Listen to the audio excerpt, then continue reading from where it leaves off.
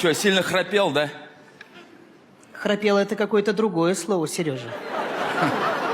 Ты издавал такой звук, как будто бы товарняк с металлической посудой мимо нашей спальни проезжает. Как будто бы лавина на духовой оркестр упала.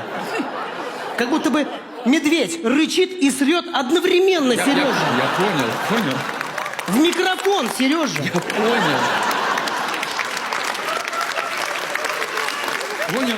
Сереж, я высыпалась только когда ты спал в гостиной. А я у матери влюблено, Сережа.